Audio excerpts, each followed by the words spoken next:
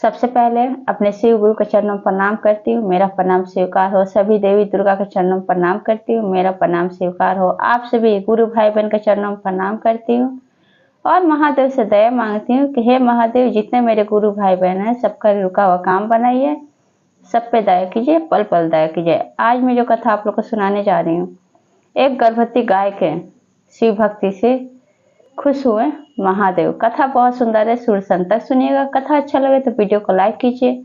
अगर आप लोग मेरे चैनल पर नए हैं तो चैनल को सब्सक्राइब कीजिए, घंटे के निशान को जरूर प्रेस कीजिए ताकि कोई भी कथा डाले आप लोग पर आसानी से पहुंच जाए। रोज महादेव का नए नए चर्चा सुन सके और महादेव से जुड़ सके। दोस्तों में, रिश्तेदारों में शेयर कीजिए। कमेंट बॉक्स में हर हर महादेव जरूर लिखिए, क्योंकि भगवान का नाम बोलने से, लिखने से, सुनने से सारी कष्ट, सारी परेशानियां दूर होती है। और आप लोग के साथ से, आप लोग के सपोर्ट से महादेव का चर्चा और शिव शिष्या तक जाए तो ज्यादा ज्यादा लाइक कीजिए, ज्यादा ज्यादा शेयर कीजिए। चलिए ज्यादा बात नहीं करते, कथा शुरू करती हूँ। एक गांव में एक बूढ़ी मैया रहती थी। बूढ़ी अम्मा महादेव के बहुत बड़े भक्त थे और बूढ़ी मैया का कोई संतान नहीं था। उनके घर में एक गाय थी। बूढ़ी मैया गाय को रोज हरी हरी घास खिलाती थी, खेत से घास लाती और गाय को खिलाती। और जब गाय को घास देती तो कहती, खा ले खा ले, हरी हरी घास खा ले, तू भी स्वस्थ हो जा और तेरा बच्चा भी स्वस्थ रहे। ऐसा बूढ़ी अम्मा कहती थी। और गाय हरी हरी घास खा के एकदम खुश हो जाती थी, जैसे कि गुरु भाई बहन, एक माँ बेटी का रिश्ता सा बन गया था। लेकिन इसी तरह से समय बीत रहा था, लेकिन खुशी गाय का ज्यादा दिन नहीं रहा। बूढ़ी मैया कुछ ही दिन जीवित रही। कुछ ही दिन बाद बूढ़ी मैया मर गई। अब गाय अनाथ हो गई। गाय के आगे पीछे कोई नहीं था। जब तक बूढ़ी मैया थी, गाय की बहुत सेवा करती थी, गाय का बहुत देखभाल करती थी। और बूढ़ी मैया जो थी वो महादेव का बहुत बड़ी भक्त थी। जब चिता जलता है, जब मर जाती है बूढ़ी अम्मा, और जब उसका चिता जलाया जाता है तो वहां पे जाकर कहती है गाय कि हे माँ, आप तो चली गई और अपने गाय को अनाथ बना गई, अपनी बेटी को अनाथ बना गई। माँ, आप तो चली गई। और झरझर रो रही थी गाय, उसके आंखों से आंसू गिर रहा था। फिर घर के अंदर गाय 3-4 दिन तक भूखे रही। फिर 3-4 दिन के बाद उसका सेवा करने वाला, उसका देखभाल करने वाला कोई नहीं था। गाय घर से निकल जाती है, चलते चलते चलते चलते एक जंगल में पहुंचती है जहाँ एक शिव मंदिर था। वहाँ शिव मंदिर में एक शिवलिंग था। जाके वहाँ पे शिवलिंग को देखती है तो कहते, हे महादेव, आप मेरी बूढ़ी माँ को वैकुंठ में जगह देना और मुझ पे अपना दया कृपा बनाए रखना। और वहीं पे शिव जी को पूजा करके वहीं पे सो गई। अब क्या करती, अगला दिन सुबह उठ के नहा धो के गैया और शिव की पूजा करके और वो घूमने के लिए खेत में घास खाने के लिए हरी हरी चली गई। जब हरी हरी घास खाने चली गई तो उसको प्यास लगी। घास खाने के बाद प्यास लगी तो नदी किनारे गई। जब नदी किनारे पानी पी रही थी, उसी समय एक कसाई का नजर उस गाय पे पड़ जाता है, क्योंकि उसका काम ही था कसाई का कि जानवरों को लाऊं और उसको काट के मांस बेचूं और पैसे कमाऊं। जब उसका नजर पड़ गया गाय पे तो देखता है, अरे गाय तो बहुत अच्छी है, हर स्वस्थ है, इसका मांस बहुत सुंदर है, बहुत सुंदर दिख रही है। कसाई को क्या पता कि वो गाय गर्भवती है। अब देख के खुश हो जाता है और उसके मन में लालच पैदा हो जाता है, जो कसाई था।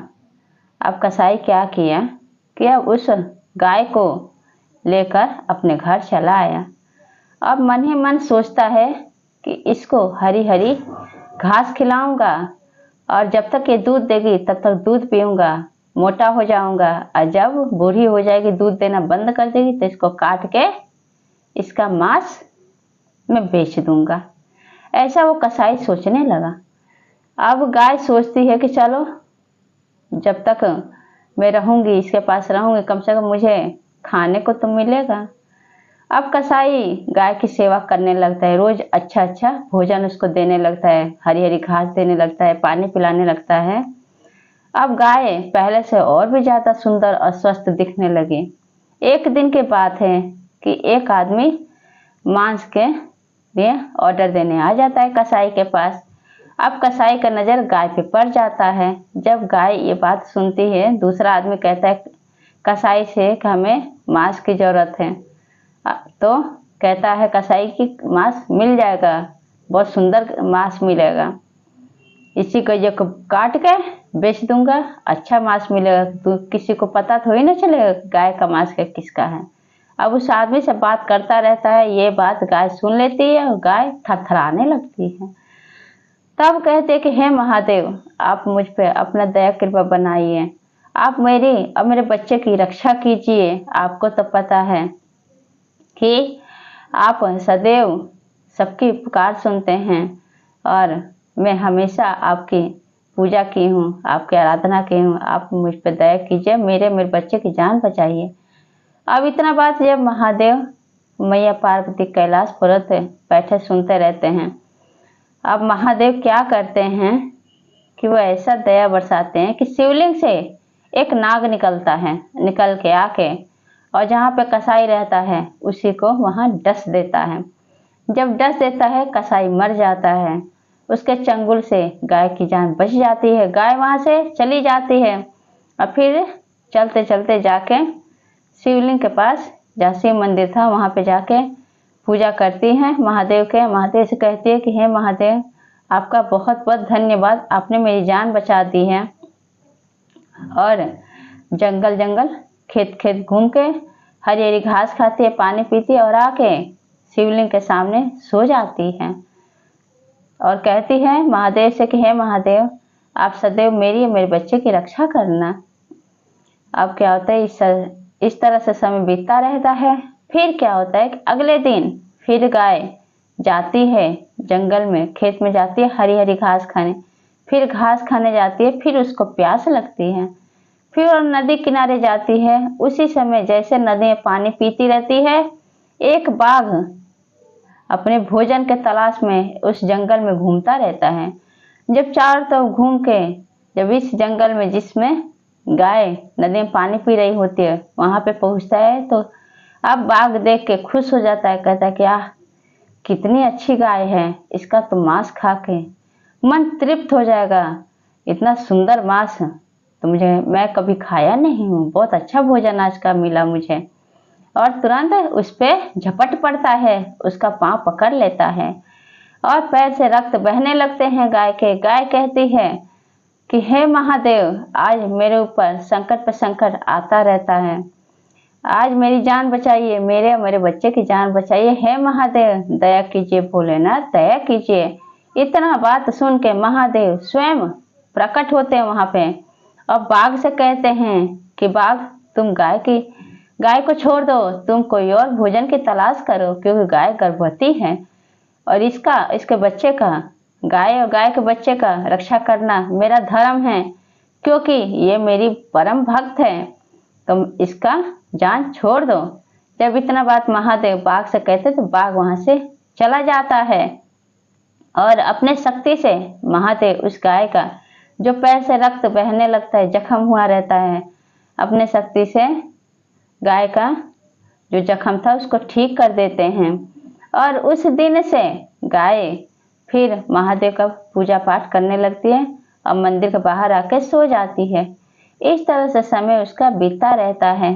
फिर क्या होता है गुरु भाई बहन, फिर अगले दिन गाय घूमते घूमते घूमते घूमते एक महात्मा के कुटिया पे पहुंचती है।